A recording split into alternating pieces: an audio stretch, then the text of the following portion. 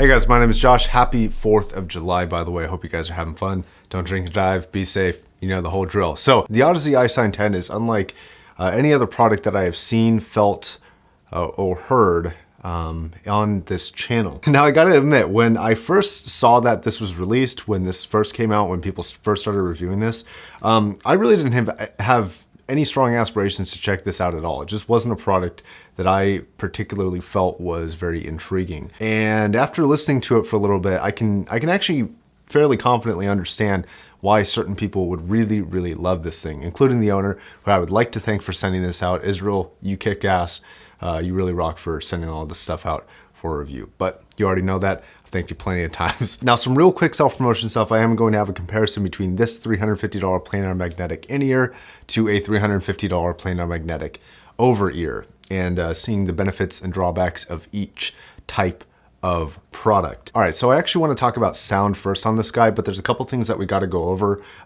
Despite being kind of a small, simple device, it is fairly complicated. So this headphone does come with a standard 3.5 millimeter kind of ribbon cable that plugs into these. You could just listen to them out of a normal phone, a normal amplifier, whatever you want. But it also does come with what Audeze is calling a cipher cable. And that cipher cable is actually a 24-bit DAC, an amplifier, and an inline remote and a microphone all in one. When you plug it into your phone, you can go on an Audeze app and actually EQ your device with that. Now, one last thing is there is a wireless Bluetooth cable that you can get for this device. And if you do use that for a phone, it sounds okay, but you can't use the EQ app, which I do recommend using. I'll talk a little bit about that in just a second here. But it doesn't work with that app. So if you're using it with Bluetooth, there's no EQ adjustments on the Audeze app at least. Now, speaking of the Audeze app, if you go on the App Store, there's actually two apps for Audeze. There's an Audeze HQ and a Audeze app, and those are the titles. The Audeze HQ does not work for me. The Audeze regular app does. I'm not quite sure why. Whenever I plug in the cable, when it's prompting me to do so, it just does not register as there being a headphone plugged in. Could be my phone, could be the app, I don't know. I couldn't get it to work though. But I did get one of them to work. Not sure why there's two. Now, when you do input the cipher cable in the Audeze app, it will actually kind of pre-register and do a default DSP adjustment for the Isine 10.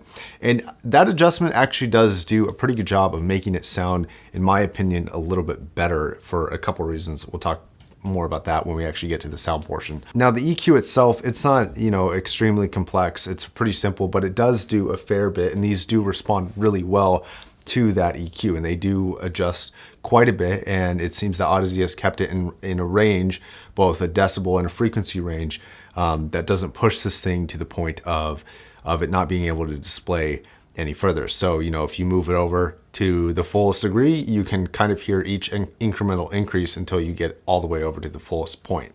So you can really adjust this thing to sound just about, what you might like. If you like, more mid-rangey than it already is sound signature, you can do that. If you like a really bassy sound signature, you can do that. If you like V-shaped, you can do that. You get where this is going. Okay, now for the sake of this review, I'm going to have to review this on the flat, basically non-adjusted DSP settings. And unfortunately, there's a big caveat to that where I do actually think it sounds better when you DSP adjust it to your personal preference. But reviewing exactly my personal profile is not really going to be, I think, fair to this review. And I want to point out that, basically everything I say about sound here is, not to a massive degree, but it is relatively adjustable. So if I say, mid-range is such and such, or treble is such and such, you can kind of control it a little bit.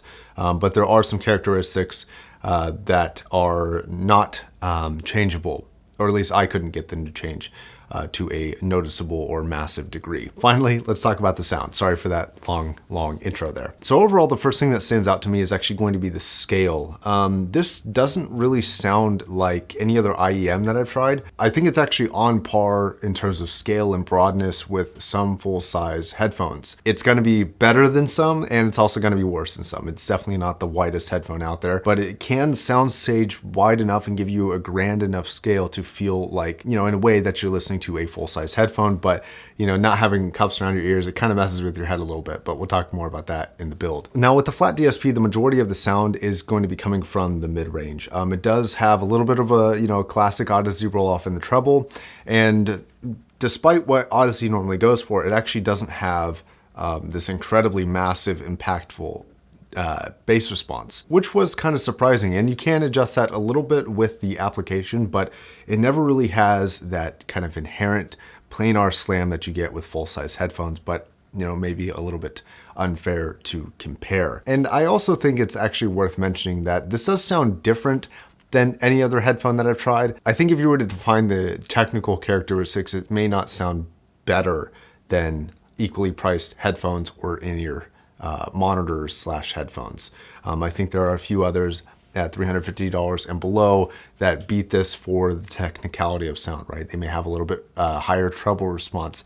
They may have a little bit harder and, you know, slappier bass response, more meat on the bone, or they may even be better at vocals than this does. But this does have this weird characteristic, especially to the soundstage and imaging, where it's just brought out, you know, kind of in such a strange way, and it gives you this really unique kind of open world feeling. The most comparable headphone to this in terms of that, I think, is actually the KSC 75s, which are $15. I think this personally sounds better than the KSC 75s, but that's kind of the most comparable to the way the sound approaches your head. So it's mid-range centric. The treble response, you can adjust it on the app like with almost everything here, but it's not very forward, and that's a pretty, you know, classic Audeze thing to do. They don't really want to pierce the crap out of your ears. I do personally appreciate it, but the more analytical treble, you know, the people who really want that finite, crisp treble, this isn't going to be the thing for you. Now, mid-range is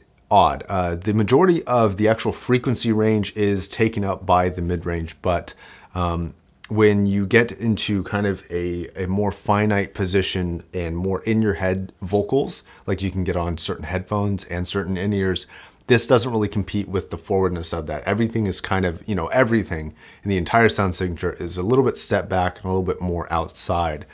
So if you really like the intimacy of certain vocals, you're going to like other headphones. But if you're okay with the more step back, more soundstagey feel for vocals, more staged feeling for vocals, this is going to be a decent headphone. Now the mid-range, you know, like I said, if you're really if you're really getting into the nuances of the sound signature, I don't quite think the mid-range has the technicality or the, you know, the quality behind the vocals that other comparable $300 headphones would have, if I'm being honest. So in a way, kind of right off the bat, its main frequency characteristic has, in my opinion, been beaten out by quite a few other headphones. Now, bass response was also a bit of a surprise here. I figured if you put a big ass planar right next to your ear, it's probably going to sound fairly bassy, especially with the cone characteristic, where, you know, this cone is kind of feeding all of that sound and funneling it into your ear. And I thought it was going to be really impactful for bass, but it's actually not. There's a headphone that I reviewed a while back that I owned for a while, the RHA T20s. If you like bass, that's the headphone I recommend. I think it's about $200 or $180. I'll leave a link down below. But this doesn't really have it. Now, it does go more into that clean, more slightly analytical sound signature for the bass, where, you know, it's not going to be totally slapping you in the face with it. It's definitely not going to be muddy, and it doesn't really have any massive bumps or bloatiness to the bass response. So I guess if you are not into a bassy sound signature and you're more into the mid-range centralized sound, this is going to be decent for you. Okay, so far it's actually not looking too good for the headphones, is it? There, you know, almost every statement I've made here has been met with the caveat of like it's not the best, or there might be a slightly better option, or at least it's controversial of like there's going to be some people who love it, some people who don't. Imaging and soundstage, though, is going to be a different story. And this is where I think this headphone really tends to kind of separate itself from most of the in-ears that I have tried and the full-size planars. And, you know, a little bit of a spoiler alert for the actual comparison here is that it kind of is an in-between. So if you want something that's in-ear, super low profile, I can literally stick this in my pocket and travel with it, and you want that soundstage, and you want something a little bit more, you know, dressed up, a little bit better sounding than the KSC 75s, this is actually what I recommend. Now, the imaging in the soundstage, one, This actually makes a great gaming headphone if you like wearing in-ear monitors, or you like having an open back headphone that doesn't leak a lot, because this little driver doesn't really produce a lot of outside sound, even though this is open. And if you want a very open sound signature, this is a good headphone for that. Now, beyond just gaming, which is going to be a very small subset of my audience who are going to buy these for gaming, which I do think they are good enough for gaming. The other benefit to the imaging and the soundstage capability here is really going to be, it does sound very open. And that is, I think, a combination of things. One, the frequency response. If you get it too muddy with EQ, if you really flood it with that bass response, you kind of lose a little bit of what makes the soundstage special. And if you reduce the bass response, or, I wouldn't really reduce it. I would never bring it lower than it already is. But if you bring it up just a little bit or leave it flat, that soundstage really pops out. And it's in combination with the frequency response and the really open characteristic of this headphone. That was one of the most surprising things when I first put this in my ear, was how open and clear everything sounded. This brings me up to a side note. My first thought was like, it'd be really great to work out in these, because if you're a runner or a bicyclist, you'll know that, it's nice to have an isolated sound signature, but it's a lot safer to have an open sound, to where you can hear the world around you. You can hear cyclists coming up behind you. You can hear cars honking at you. You can hear ambulances. You can hear, whatever might be a problem for you or unsafe for you or the people around you. An open headphone would be great. Now, this isn't mine, so I'm not going to work out in it. That'd be kind of gross. I'm not going to say you couldn't, but the ear opening is pretty large, and I'm not sure how this would hold up with sweat over time. So I'm going to say, if you want to try it, it's a good headphone for that, but I'd be very cautious about it and just be, willing to destroy them with sweat. Just accept that as a possibility before you do it. Okay, so we talked about sound. Now the efficiency, this is a 16 ohm headphone, and it has a sound pressure level of 110 decibels per milliwatt. Very efficient. You can run this off of any amplifier and just about any phone, and you're going to be getting pretty much its full capability. I actually tested this review on the Cypher cable out of my iPhone and out of the THX AAA 789. Now for the build. The build is plastic. There are some plastic ear brackets that I think will break easily, but I think they can be easily bought and replaced. It is fairly lightweight. Now, one of the most common complaints about this device is going to be the fit and the comfort. All I can say is that for me, they're really comfortable. They kind of just, with the ear hooks in the right angle, they just kind of sit in my ear and they don't really bug me at all. But that's going to be me, highly personal, and your case may be severely different. Okay, so my conclusion to this is a fairly nuanced recommendation, right? For me, it's like, do I enjoy it? Yes. If you were asking if I would buy this, probably. I really do enjoy using it. I like it. It's comfortable for me. And I really like the sound staging kind of capability. And honestly, it's a really cool feeling listening to something that like sound stages the way that this does, but you don't feel like you're wearing a headphone. So it kind of just, for me, after about, 5-10 minutes of sitting in my ear, it kind of just disappears and I don't really feel the headphone anymore. And so you just get this kind of globe of sound around your head. And that's a really unique experience. And I don't feel like I'm wearing a headphone. I don't feel like I'm wearing an in-ear. That comfort will last probably for about 20 to 40 minutes, depending. And then after about an hour or, 45 minutes to an hour of listening, I'll start to feel the weight of the headphone a little bit. It's one of those things where for me to recommend it, it's like you gotta fit this circumstance, you gotta, like this, you like that, you don't like this, you don't like that. And so, it's one of those in-between products. It's like for certain people, I think it's gonna be perfect. For other people, I think it's gonna be something that they don't like at all or can't wear or are gonna be uncomfortable. Is it worth trying? I think so. I will leave a couple other recommendations down in the description below if you really want something. I'll leave a couple cheaper items, a couple more expensive, and a couple in this price range. And if you like this video, if you like videos like this, I do review headphones on this channel. And if you think I'm worthy, I'd appreciate your guys' subscription.